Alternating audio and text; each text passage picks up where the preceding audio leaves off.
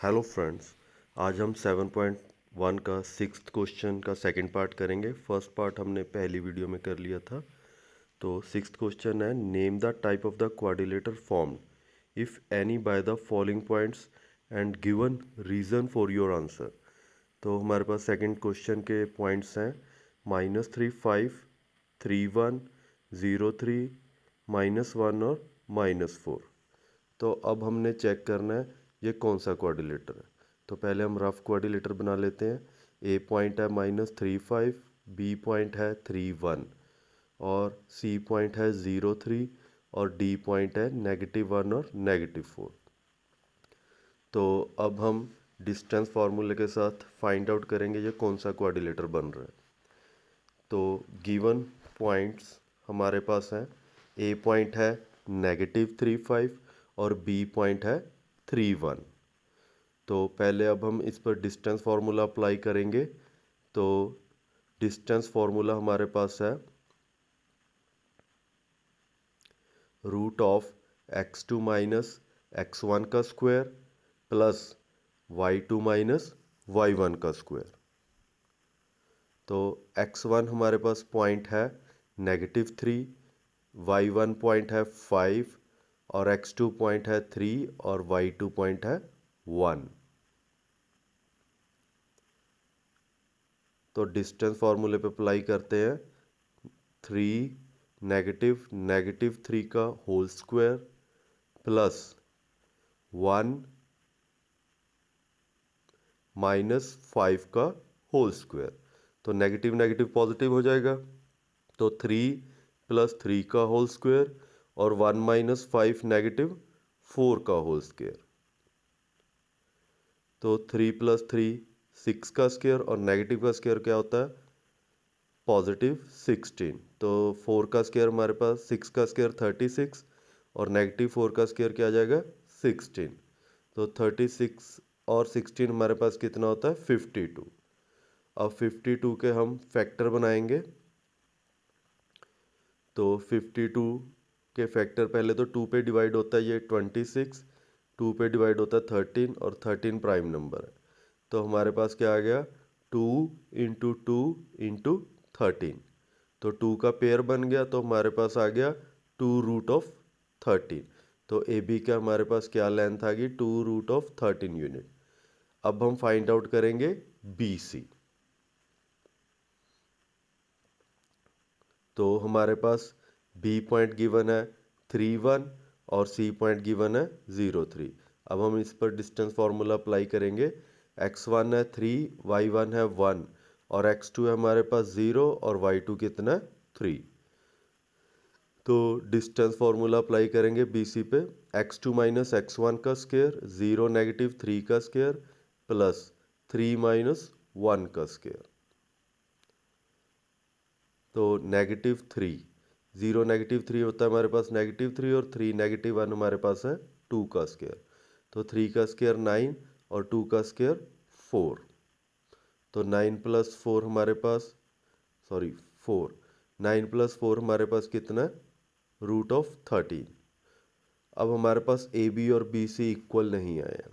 तो अब हम नेक्स्ट वैल्यू फाइंड आउट करेंगे। देखते हैं सी डी की वैल्यू क्या आती है। तो हमारे पास सी पॉइंट हमारे पास क्या गिवन है? 0, 3 और डी पॉइंट हमारे पास क्या गिवन है? -1 और -4।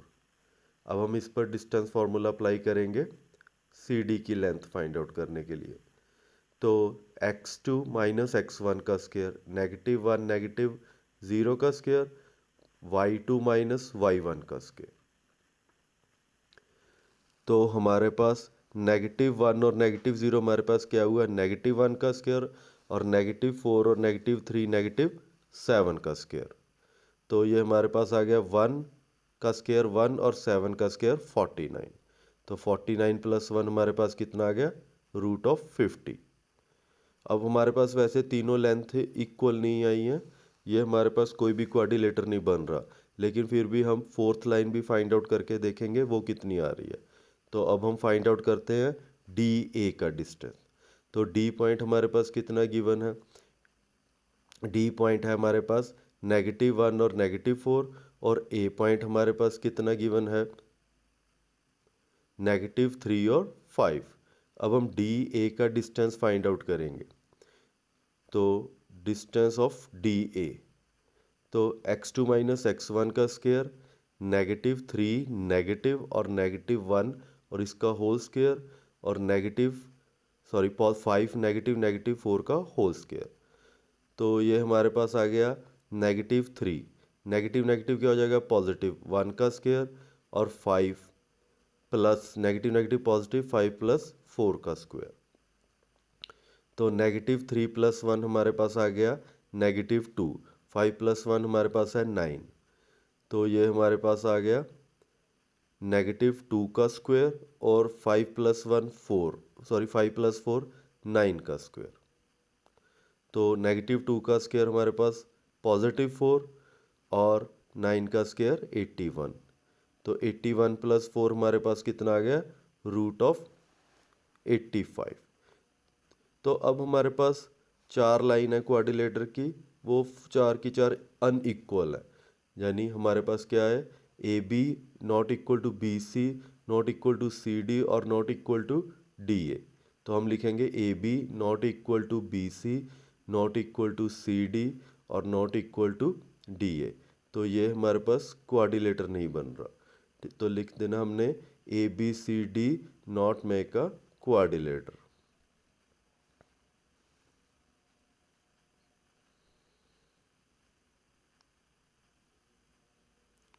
तो हमारा ये 6th का सेकंड पार्ट कंप्लीट होता है। ठीक है, तो अब हम चलते हैं 6th के थर्ड पार्ट पे। ठीक है, तो थर्ड क्वेश्चन में हमारे पास 4 पॉइंट गिवन है, 4 5 7 6 4 3 और 1 2। तो हम एक रफ क्वाड्रिलेटर बना लेते हैं। ए पॉइंट है 4 5 और बी पॉइंट है हमारे पास 7 6 और सी पॉइंट है हमारे पास 4 3 और डी पॉइंट है हमारे पास 1 2। तो ये हमारे पास क्वाड्रिलेटर है। इसे भी हम डिस्टेंस फार्मूले से चेक करेंगे ये कौन सा क्वाड्रिलेटर बन रहा है। तो पहले हम ए बी की लेंथ फाइंड आउट करते हैं। ए पॉइंट हमारे पास कितना है, 4 5 और बी पॉइंट हमारे पास कितना है, 7 6। तो पहले हम ए बी पे डिस्टेंस फार्मूला अप्लाई करते हैं। x2 माइनस x1 का स्क्वायर, 7 माइनस 4 का स्क्वायर प्लस 6 माइनस 5 का स्क्वायर। तो 7 माइनस 4 हमारे पास कितना आ गया, 3 का स्क्वायर और 6 माइनस 5 हमारे पास कितना आ गया, 1 का स्क्वायर। तो 3 का स्क्वायर हमारे पास कितना है, 9 और 1 का स्क्वायर हमारे पास कितना है, 1। तो ए बी की लेंथ हमारे पास कितनी आ गई, √10। अब हम फाइंड आउट करेंगे बी सी की लेंथ। तो बी पॉइंट हमारे पास कितना गिवन है, 7 6 और सी पॉइंट हमारे पास है 4 3। अब हम बी सी पे डिस्टेंस फार्मूला अप्लाई करेंगे। तो x2 माइनस x1 का square plus y2 minus y1 का स्क्वायर। तो 4 माइनस 7 -3 का स्क्वायर और 3 माइनस 6 -3 का स्क्वायर। तो हमारे पास -3 का स्क्वायर क्या आ गया, +9 और -3 का स्क्वायर है +9। तो ये हमारे पास आ गया √18। तो अब हम इसके फैक्टर बनाएंगे। तो ये बनेंगे 3 × 3 × 2। तो 3 का पेयर बाहर आ जाएगा। तो हमारे पास बी सी की लेंथ क्या आ गई, 3√2 यूनिट। अब हमारे पास ए बी और बी सी नॉट इक्वल आ रहे हैं। अब हम फाइंड आउट करेंगे सी डी की लेंथ। तो सी पॉइंट है हमारे पास 4 3 और डी पॉइंट है 1 2। अब हम सी डी की लेंथ फाइंड आउट करेंगे। तो x2 माइनस x1 का square plus y2 minus y1 का स्क्वायर। तो 1 माइनस 3 इज -3 का स्क्वायर, 1 माइनस 4 और 2 -3 इज -1 का स्क्वायर। तो -3 का स्क्वायर +9, 1 का स्क्वायर 1। तो ये हमारे पास आ गया √10। तो अब हमारे पास ए बी और सी डी इक्वल आ गए। ठीक है। अब हम फाइंड आउट करेंगे डी और ए का डिस्टेंस। ठीक है, तो डी पॉइंट हमारे पास क्या गिवन है, 1 2, और ए पॉइंट हमारे पास क्या गिवन है, 4 5। तो अब हम डी ए का डिस्टेंस फाइंड आउट करेंगे, x2 माइनस x1 का square plus y2 minus y1 का स्क्वायर। तो ये आ जाएगा 3 का स्क्वायर और 3 का स्क्वायर।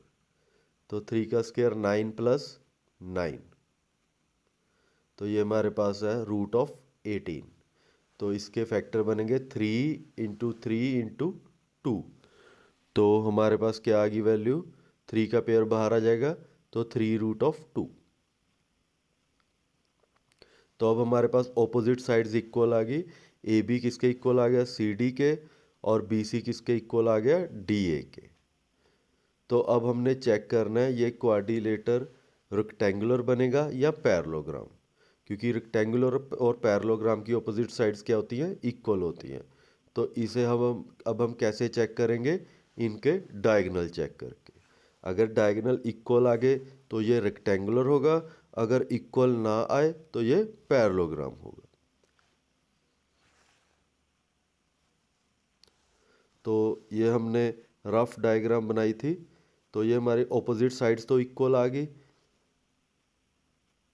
ए बी किसके इक्वल आ गया, डी सी के, और ए डी किसके इक्वल आ गया, बी सी के। अब हम इसके डायगोनल चेक करेंगे। अगर डायगोनल इक्वल आ गए ये तो ये रेक्टेंगुलर होगा, अगर ना इक्वल आए तो ये पैरेललोग्राम होगा। तो पहले अब हम ए सी का डिस्टेंस फाइंड आउट करते हैं, ए सी की लेंथ फाइंड आउट करते हैं। तो ए पॉइंट है 4 5 और बी सी पॉइंट है 4 3। तो x2 माइनस x1 का स्क्वायर, 4 माइनस 4 का स्क्वायर प्लस 3 माइनस 5 का स्क्वायर। तो 4 माइनस 4 हमारे पास कितना आ गया, 0, और 3 नेगेटिव 5 इज नेगेटिव 2 का स्क्वायर। तो 0 का स्क्वायर तो 0 ही होगा, तो नेगेटिव 2 का स्क्वायर 4, तो 4 का रूट हमारे पास कितना आ गया, 2। अब हमारे पास ए सी की वैल्यू कितनी है, 2। अब हम किसकी फाइंड आउट करेंगे, बी और डी की। बी पॉइंट है हमारे पास 7 6 और डी पॉइंट हमारे पास है 1 2। तो length of B D find out करेंगे। तो x2 माइनस x1 का square plus y2 minus y1 का स्क्वायर। तो 1 माइनस 7 नेगेटिव 6 का स्क्वायर, 2 माइनस 6 नेगेटिव 4 का स्क्वायर। तो 6 का स्क्वायर हमारे पास है 36 और 4 का स्क्वायर कितना है, 16। तो ये हमारे पास कितना आ गया, रूट ऑफ 52। अब हमारे पास डायगोनल इक्वल नहीं है, ऑपोजिट साइड्स तो इक्वल है लेकिन डायगोनल हमारे इक्वल नहीं आए। तो अब हम क्या लिखेंगे, opposite sides A B equal to C D और B C equal to D A, but हमारे diagonal A C not equal to B D है। तो ये अब हमारे पास कौन सा क्वाड्रिलेटर बन रहा है, A B C D make an parallelogram. क्योंकि अगर डायगोनल इक्वल आ जाते तो ये रेक्टेंगुलर होना था, अब डायगोनल इक्वल नहीं है तो ये क्या है, पैरेललोग्राम। तो हमारा 6th क्वेश्चन कंप्लीट होता है। तो नेक्स्ट वीडियो में हम नेक्स्ट क्वेश्चन करेंगे। Thanks for watching and subscribe.